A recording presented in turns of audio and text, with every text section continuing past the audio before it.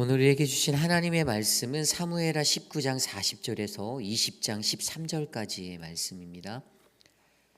사무엘하 19장 40절에서 20장 13절까지의 말씀, 저와 여러분이 한 절씩 교독하시고 마지막 20장 13절 한 목소리로 합독합니다. 왕이 길갈로 건너오고 귀맘도 함께 건너오니 온 유다 백성과 이스라엘 백성의 절반이나 왕과 함께 건너오니라.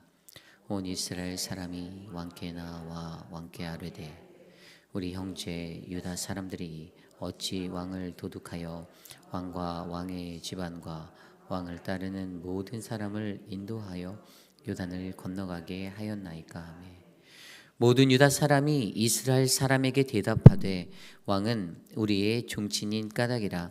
너희가 어찌 이 일을 대하여 분내느냐? 우리가 왕의 것을 조금이라도 얻어먹었느냐? 왕께서 우리에게 선물로 주신 것이 있느냐? 이스라엘 사람이 유다 사람에게 대답하여 이르되 우리는 왕에 대하여 열목을 가졌으나 다윗에게 대하여 너희보다 더욱 관계가 있거늘 너희가 어찌 우리를 멸시하여 우리 왕을 모셔오는 일에 먼저 우리와 의논하지 아니하였느냐 하나, 유다 사람의 말이 이스라엘 사람의 말보다 더 강경하였더라. 마침 거기에 불량배 하나가 있으니 그의 이름은 세바인데 베냐민 사람 비그리의 아들이었더라. 그가 나팔을 불며 이르되 우리는 다윗과 나눌 분깃이 없으며 이새의 아들에게서 받을 유산이 우리에게 없도다.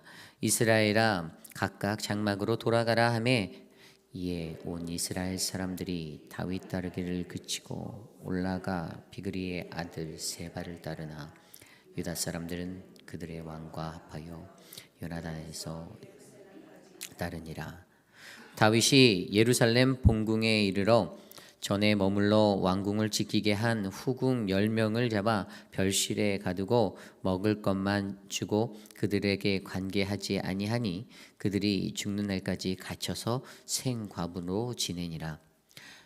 왕이 아마사에게 이르되 너는 나를 위하여 3일 내로 유다 사람을 큰 목소리로 불러 모으고 너도 여기 있으라 하니라. 아마사가 유다 사람을 모으러 가더니 왕이 정한 기일에 지체된지라. 다윗이 이에 이제 베그리의 아들 세바가 압살람보다 우리를 더 헤아리니 너는 내 주의 부하들을 데리고 그의 뒤를 쫓아가라. 그가 견고한 성읍에 들어가 우리들을 피할까 염려하노라 하매, 요압을 따르는 자들과 그렛 사람들과 블렛 사람들과 모든 용사들이 다 아비새를 따라 비그리의 아들 세바를 뒤쫓으려고 예루살렘에서 나와 기브온 큰 바위 곁에 이름에 아마사가 맞으러 오니, 그때 요압이 군복을 입고 띠를 띠고 칼집에 그가 나아갈 때에 칼이 빠져 떨어졌더라. 요압이 아마사에게 이르되 내 형은 평안하냐 하며 오른손으로 아마사의 수염을 잡고 그와 입을 맞추려는 채 하며, 아마사가 요압의 손에 있는 칼은 주의하지 아니한지라. 요압이 칼로 그의 배를 찌르매 그의 창자가 땅에 쏟아지니 그를 다시 치지 아니하여도 죽으니라. 요압과 그의 동생 아비새가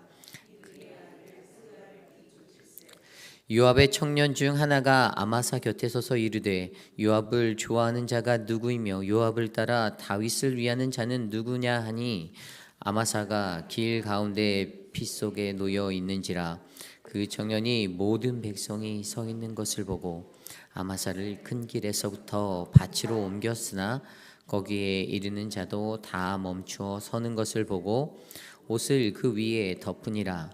아마사를 큰 길에서 옮겨가매 사람들이 다 요압을 따라 비그리의 아들 세바를 뒤쫓아가니라. 아멘. 분열의 이유 연약함이라는 말씀의 제목으로 함께 말씀 나누겠습니다. 분열의 이유 연약함. 여러분들은 어떠한 연약함들을 가지고 살고 계십니까?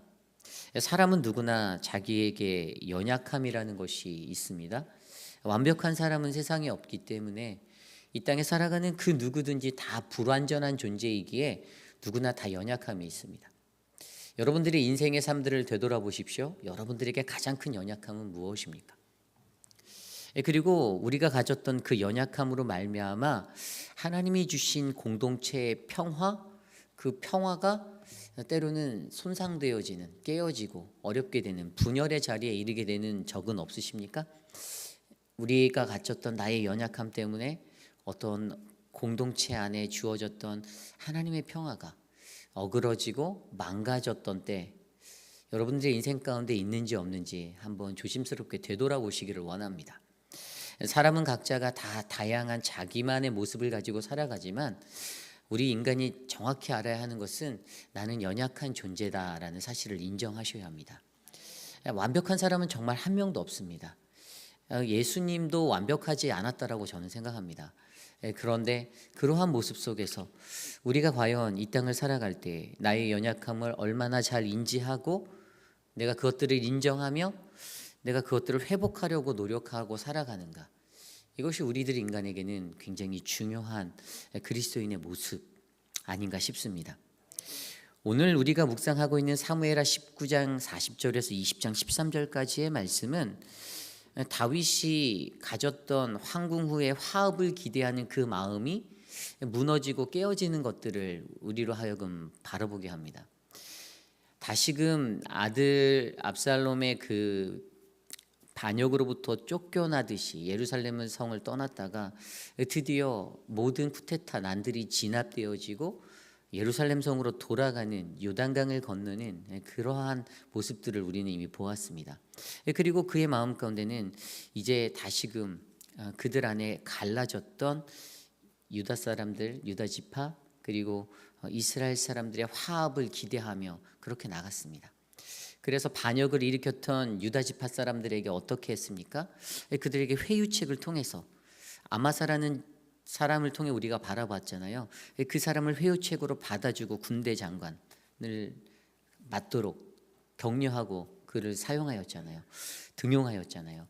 그러한 것을 통해서 그가 가졌던 것은, 그 마음은 분명히 황궁 후에 다시 나라가 평안하게 화합될 거다, 통일 왕조를 이룰 거다라는 기대를 하게 되었죠.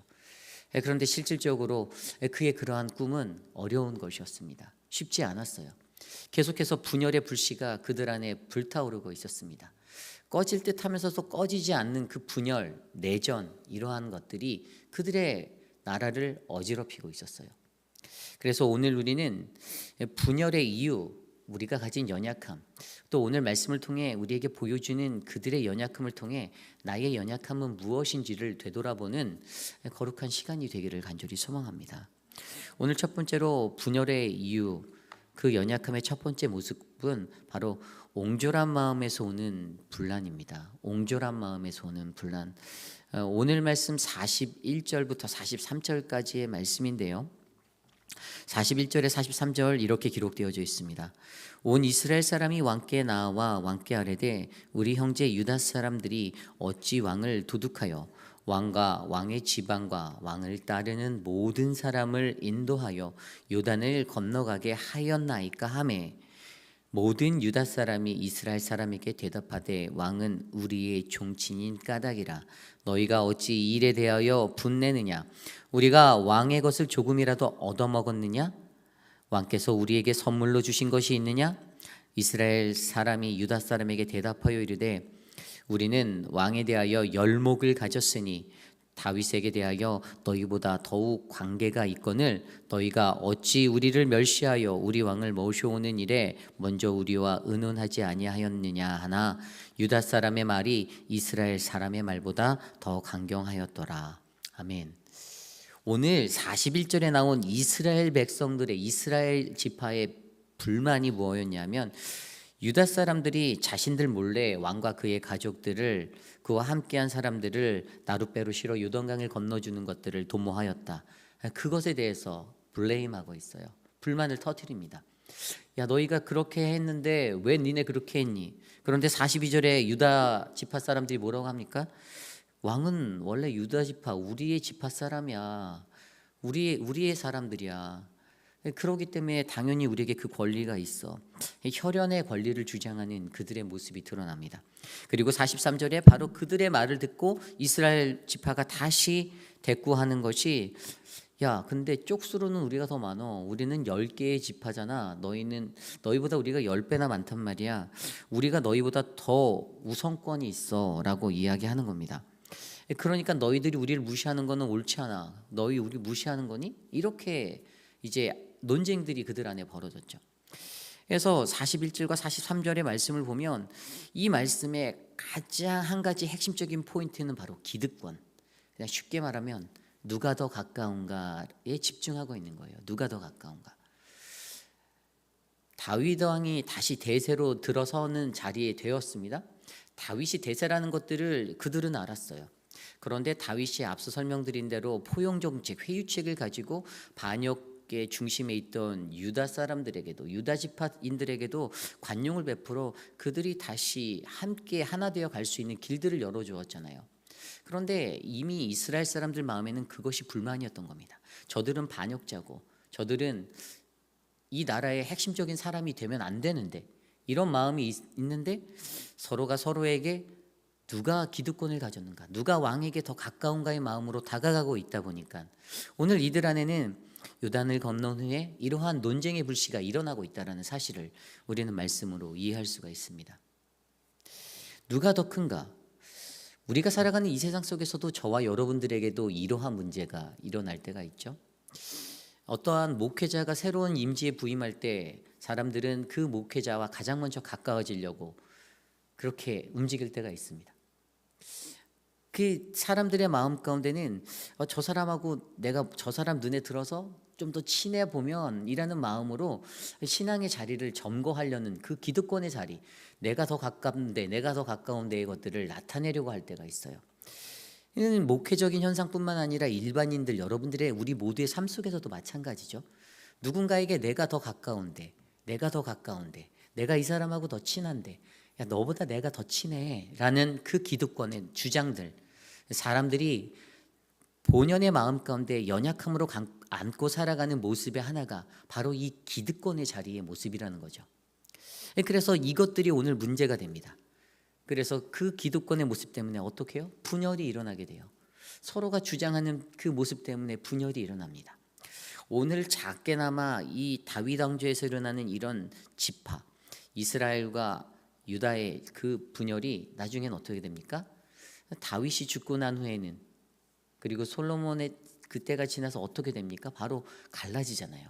나라가 갈라지게 되는 분단의 아픔을 겪게 됩니다. 이러한 모습들, 우리는 인생을 살아가며 이러한 기득권의 모습들을, 우리의 연약함의 모습을 조심해야 합니다. 왜냐하면 그것이 분열의 불씨가 되기 때문이죠. 성경 속에도 마가복음 9장에 이러한 이야기가 나오죠. 예수님께서 자기가 이제 십자가에 달려 돌아가실 그 순환 예고를 두 번째로 하시고 나서 예루살렘으로 가까이 나갈 때 가버나움에 머물게 되는 시간이 있습니다. 그런데 가버나움으로 오는 동안에 예수님의 눈에 들어온 건 제자들이 서로 다투는 거예요. 그래서 제자들에게 물어봅니다. 너희들이 아까 길에서 논쟁한 게 뭐니? 그랬더니 제자들이 막 서로 눈치를 보고 머뭇거리다가 잠잠하여, 성경에 잠잠하여 라고 기록하고 있거든요. 그래서 잠잠하다가 대답을 한 게 누가 더 크냐, 누가 더 크냐라고 논쟁했다라는 거예요. 서로 누가 더 크냐. 예수님이 들었을 때, 그 말을 들었을 때 얼마나 마음이 아프셨을까요? 그래서 예수님께서 하신 말씀이 마가복음 9장 35절에 누구든지 첫째가 되고자 하면 뭇사람의 끝이 되고 뭇사람을 섬기는 자가 되어야 한다라고 그들에게 말씀해 주셨습니다. 그런데 인간의 마음 가운데는, 그것도 예수님의 제자라는 12명의 정의 어떤 수제자로 부르심 받은 그 사람들의 마음속에도 여전히 누가 더 크냐, 누가 더 위냐, 이 포지셔닝에 대해서, 그 기득권에 대해서 마음속에 늘 가지고 논쟁하였다라는 겁니다. 연약한 우리들이 가졌던 이 모습들, 누가 더 크냐, 세상 속에서 기득권을 갖고 있는 힘의 중심에 있는 자신들이 보기에 저 사람에게 붙으면 내 팔자가 좀 더 편해질 것 같은데, 그래서 그 기득권의 논리 아래서 누가 더 크냐, 내가 더 가까운 데를 논하는 자가 아니라 하나님을 믿는 그리스도인들에게는 하나님께 가까이, 누가 더 하나님께 가까이 있는가를 논할 수 있는 그 믿음의 사람이 되어야 한다라는 사실을 우리에게 말씀해 주고 있는 것입니다.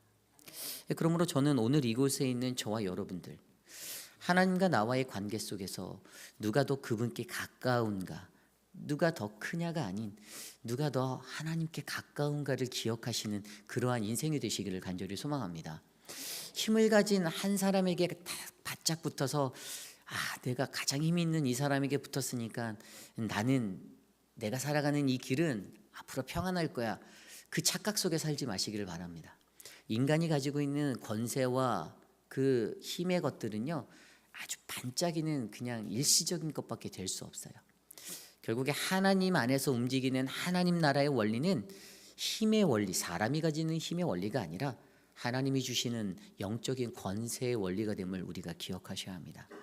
그러므로 오늘 이들이 가졌던, 이스라엘과 유다의 지파가 가졌던 옹졸한 마음에서 오는 그 모습, 바로 이 기득권, 누가 더 큰가라는 이 기득권의 모습이 바로 오늘 이들의 나라의 분란의 불씨가 되었음을 기억하여 주시기를 바랍니다. 이것이 오늘 말씀의 첫 번째, 분열의 이유, 바로 연약함, 기득권에 관한 이야기입니다. 오늘 두 번째로 분열의 이유, 우리가 가진 연약함 두 번째 모습은 바로 불량배와 같은 기질의 모습을 조심하라입니다. 불량배와 같은 기질의 모습을 조심하라. 오늘 말씀 20장 1절 이후에 20장 1절에 이렇게 기록되어져 있어요. 마침 거기에 불량배 하나가 있으니 그의 이름은 세바인데 베냐민 사람 비그리의 아들이었더라. 그가 나팔을 불며 이르되 우리는 다윗과 나눌 분깃이 없으며 이새의 아들에게서 받을 유산이 우리에게 없도다. 이스라엘아 각각 장막으로 돌아가라 하매. 오늘 우리가 읽은 이 1절 20장 1절의 말씀에 불량배라는 단어가 눈에 확 들어옵니다. 히브리어로 말하면 아쉬벨리알, 이 단어는 무익한 사람, 무가치한 자, 파괴적인 자를 말합니다. 어떤 사람이 파괴적인 자냐 하면 부도덕하고 사악한 모습으로 하나님과 사람 사이에 아무런 도움이 되지 않는 무가치한 사람을 신앙적인 기준에서 말하는 것입니다.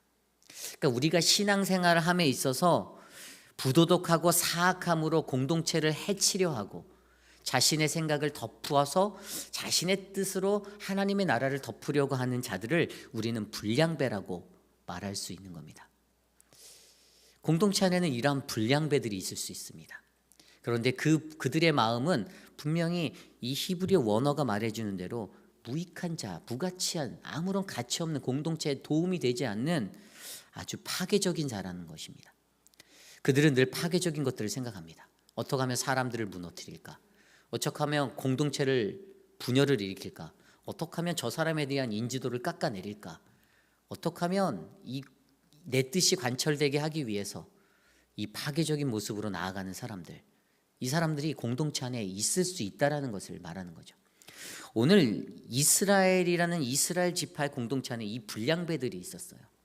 그래서 그 불량배 하나가, 많지도 않았어요, 하나예요. 그 한 사람이 세바라는 사람인데 그 사람이 자신의 입술로 선포하는 게 우리는 다윗과 나눌 분깃이 없다라고 사람들에게 말을 해버립니다.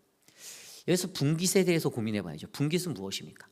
성경에서 하나님이 주신 분깃은 기업, 땅입니다. 땅.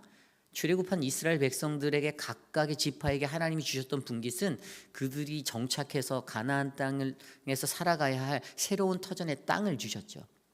그러니까 오늘 그가 전하는 이 분깃에 대한 것은요, 무엇을 말합니까? 오늘 우리들은 저 유다 사람들과 나눌 분깃, 다윗하고 얽히면 안 되고 그들하고는 땅에 관해서 그 어떠한 것도 우리는 서로 간섭하지 않아야 된다. 저들의 간섭도 받지 말아야 된다. 우리는 독립적으로 나가야 한다라는 아주 사악한 분열적인 생각을 더하여 주는 그러한 말이었습니다. 그래서 이 말 한마디 때문에 2절에 어떤 풍파가 일어납니까?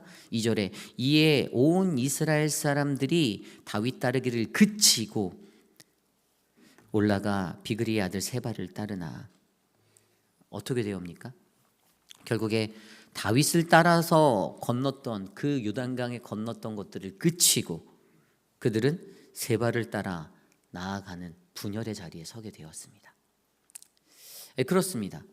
이 부분은 불량배 같은 기질의 모습에 관한 부분은 인간이 가지고 있는 자존감에 대해서 말해주고 있는 자존심. 저도 자존심이 있습니다. 여러분들도 자존심이 있잖아요. 남자가 자존심이 있어야지라고 말씀드릴 수 있는데 이 자존심이라는 것은 누구나 가지고 있는 아주 본성이에요. 그리고 그 본성인 자존심을 건들면 마음이 상하니까 꼭 싸움이 되고 다툼이 돼요. 인간이라는 게 그렇습니다. 그런데 오늘 그것에 대해서 그들의 자존심을 건드렸다는 거예요. 저들은 우리랑 상의도 안 하고 지들 마음대로 하면서 라고, 쟤네들은 반역자인데 저 사람들은 나라를 갈라먹으려고 했던 반역자들인데 다윗 왕은 저런 사람이나 붙고 야 우리 그냥 돌아서자, 결별하자, 이겁니다. 왜죠? 그들의 자존심이 강했던 거죠. 자신이 메인이 되어야 되고 자신이 주역이 되어야 되는데 자신이 들여다보니까 주연이 아닌 거예요. 자기들은 조연인 것 같아요. 이러니까 마음에 상처가 되는 겁니다. 그래서 그로 말미암아 갈라서자라는 그 불량배 같은 한마디의 말에 그렇게 해서 나라의 분열에 이르게 되는 그러한 모습이 일어나게 되는 거죠. 성경 속에서 우리가 알고 있는 출애굽기 말씀에도 보면 바로왕의 모습을 보여줘요. 모세가 그에게 나아갔던 11번에 나아갔던 횟수 가운데 이제 그 모든 바로와의 만남 속에서 분명히 말씀 안에서 우리가 들여다볼 수 있던 것은 그의 마음이 강팍하였다라는 그것을 보여주죠. 마음의 강팍함이 어디서 옵니까? 자기의 자존심 때문에 오는 거예요. 나의 낮은 자존감 때문에 일어나는 겁니다. 그 앞에서는 그래 보내줄게.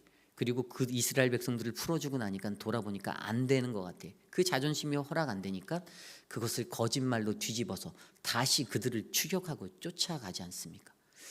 이 바로가 가졌던 모습이 어쩌면 이 강팍한 마음이 우리들로 하여금 내 안에 있는 나의 낮은 자존감을 건들고 나의 자존심을 더욱더 강팍하게 만들어서 분열의 자리에 이르게 하는 그러한 모습으로 살게 할 수 있다는 사실들을 우리는 기억하셔야 합니다.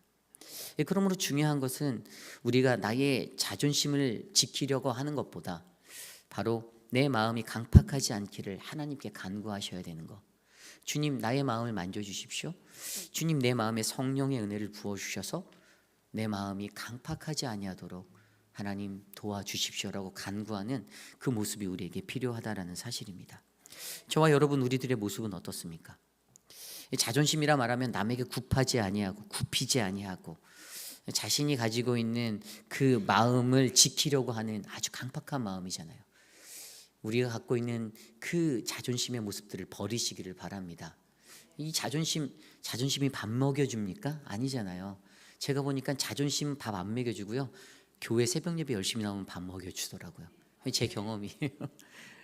요즘에 교회 오면요 새벽 예배 끝나고 어느 분이 밥을 매일 차려주세요. 제가 아침밥을 요즘에 하루도 안 거르고 있습니다. 너무 감동적인 일이죠. 그러니까 교회 열심히 난 예수 잘 믿으면 밥 먹여주니까 여러분 교회 열심히 나오시면 더 큰 은혜가 있을 줄 믿습니다. 이것이 바로 분열의 이유, 두 번째 우리가 갖고 있는 연약함, 바로 이 자존심에 관한 모습입니다. 불량배와 같은 기질의 모습을 버리시기 바랍니다. 우리 안에 우리 공동체에 그런 불량배 같은 기질의 모습이 사라지기를 기도합시다. 하나님 우리를 도와주십시오. 그렇게 간구하는 우리 모두가 되기를 원합니다. 오늘 마지막으로 분열의 이유, 연약함에 가졌던 세 번째 모습은요, 바로 질투가 만든 분열의 모습입니다. 오늘 말씀 20장 4절 이후의 말씀에 보면요, 이제 아마사의 이야기가 나오는데, 이 아마사는 그 압살롬을 도왔던 그 유다 지파의 사람이었잖아요. 군대 장관이었습니다. 그런데 다윗의 회유책으로 말미암아 다윗과 다시 한번 마음을 합하여 가기로 결정하고 그의 임무를 오늘 받게 되었어요. 다윗 왕이 그를 불러서 3일 안에 유다 사람들을 다 불러 모아서 어떻게 해요? 그들을 쫓아가다라고 이야기해 주는 겁니다. 누구를요? 바로 앞서 분열을 일으켰던 불량배인 세바, 그 사람들. 다윗은 경험하였어요. 무엇을 경험하였습니까? 자신이 도망하였을 때 자신들을 쫓아오는 아이도벨의 그 계략에 설 것인가, 그 모습들을 그는 기억이 났을 거예요.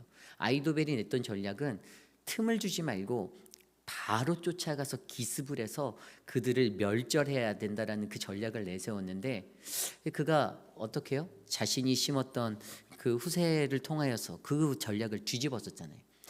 아마 오늘 이 분열의 불씨가 보였을 때 세바가 이스라엘 사람들을 동요해서 그들을 끌고 나가는 것들을 보았을 때 다윗의 마음 가운데는 그 전략이 생각났을 겁니다.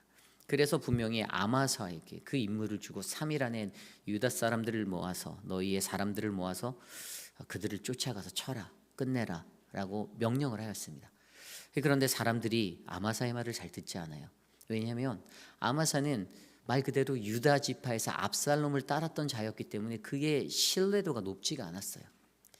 그래서 그 일이 오늘 성경 말씀에 정한 기일에 지체되었다라고 설명하잖아요. 그러다 보니 이 사건의 불씨가 된 것이 다윗이 가졌던 마음인데 그가 기다리지 못했어요.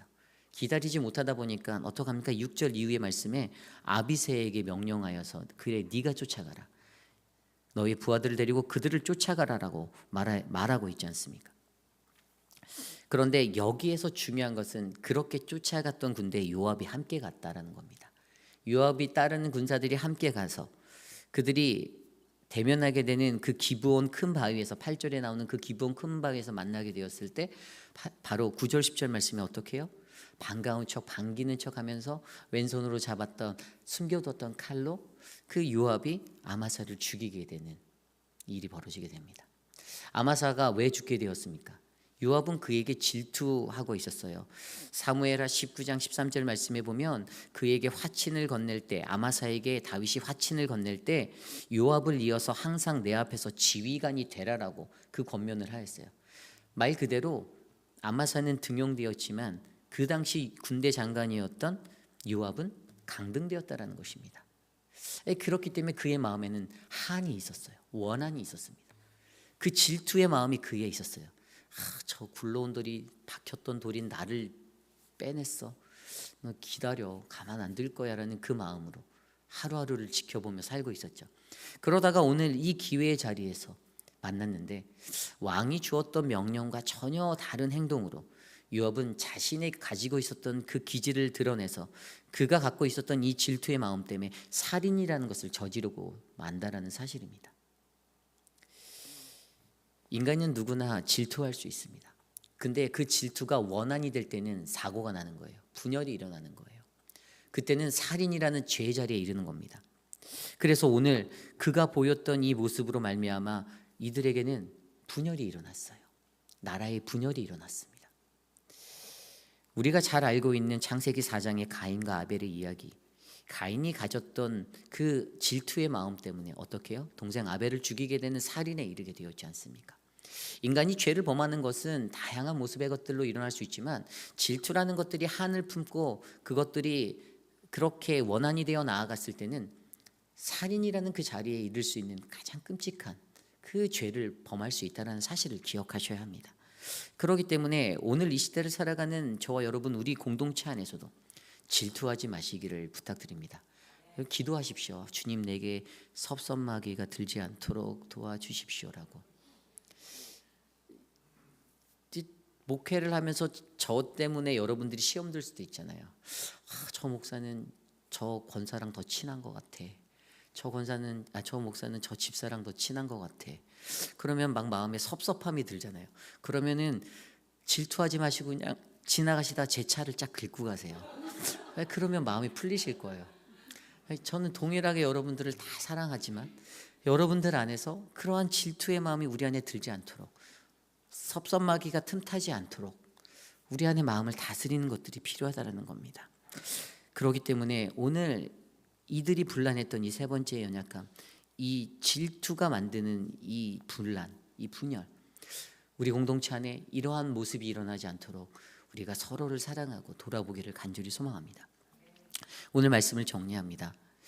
황궁우에서 한 나라의 꿈을 꾸었던 다윗, 그런데 그의 눈앞에 펼쳐진 것은 자신의 생각과 달랐습니다. 그들이 분열하는 것들을 바라보게 되었어요. 기득권 때문에 옹졸한 마음에서 오는 누가 더 가까운가의 모습으로 분열하였고, 불량배와 같은 모습으로 그냥 부도덕하고 사악한 모습이 하나님과 사람의 관계 가운데 전혀 도움이 되지 않는 그런 비류자의 모습으로, 그래서 그들이 갖고 있었던 그 자존감, 낮은 자존감, 자존심 때문에 분열하는 것들을 바라보고 왔고, 그리고 인간이 가지고 있는 그 질투심의 마음, 그 질투심의 마음으로 말미암아 살인을 저지르는 그 분열을 우리는 바라보았습니다. 어쩌면 오늘 이 말씀 속에서 비춰진 이들의 모습이 저와 여러분들의 모습일 수도 있습니다. 나는 괜찮은데, 나는 아직 괜찮은데 라고 우리가 속으로 다짐할 수 있지만, 우리도 알게 모르게 순간적으로 내 인간의 본성, 내 기질이 드러나서 툭툭 쳐서 나의 그 기질들의 모습들이 드러나 분열을 조장할 수 있다는 겁니다. 저도 예외가 안 되는 거죠. 저도 마찬가지인 거예요. 저도 그런 죄인이고요. 그런데 우리가 가장 중요하게 여겨야 하는 것은 내가 하나님께 가까이 가서 있는 사람이 되어야 한다는 거예요. 그래서 하나님이 우리에게 필요한 겁니다. 왜 예수 그리스도가 우리에게 필요합니까? 왜 우리가 예수를 왜 믿습니까? 이것은 내가 가지고 있는 이 기득권의 죄, 이 자존감의 죄, 자존심의 죄, 이 질투의 죄를 누그러뜨릴 수 있는 유일한 방법은 내가 숲속에 들어가서 산속에 들어가서 돌을 닦는 게 아니라 예수 그리스도와 함께 거닐 때 이 부분들이 그 우리들의 삶에서 채워져 갈 수 있는 부분들이 되는 거기 때문입니다. 그렇기 때문에 우리는 기도했으면 좋겠습니다. 하나님, 내가 하나님께 가까이 가기를 원합니다. 하나님, 나를 도와주십시오. 주님, 변함없는 당신의 사랑을 내가 영원히 주님만 섬길 수 있는 모습으로 하나님 인도하옵소서. 우리 그러한 마음으로 이 시간 찬양할 텐데요, 하나님께로 더 가까이, 우리 함께 이 찬양 드립니다.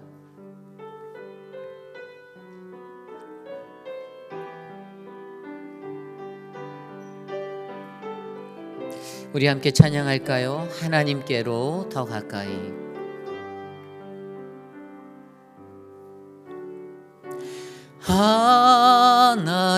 하나님께로 더 가까이 갑니다. 고통 가운데 계신 주님, 변함없는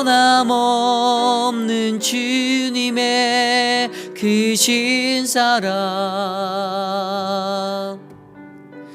영원히 주님만을 섬기리. 다시 한번 찬양합니다. 하나님께로, 하나님께로 더 가까이 갑니다. 고통 가운데 계신 주님, 변함없는 주님의 크신 사랑, 영원히 주님만을 섬기. 우리 두 손 높이 들고 찬양할까요? 하나님께로 더 가까이, 하나님께로 더 가까이 갑니다. 고통 가운데 계신 주님, 변함없는 주님의 크신 사랑, 변함없는 주님의 크신 사랑, 영원히 주님만을 섬기리. 변함없는 주님의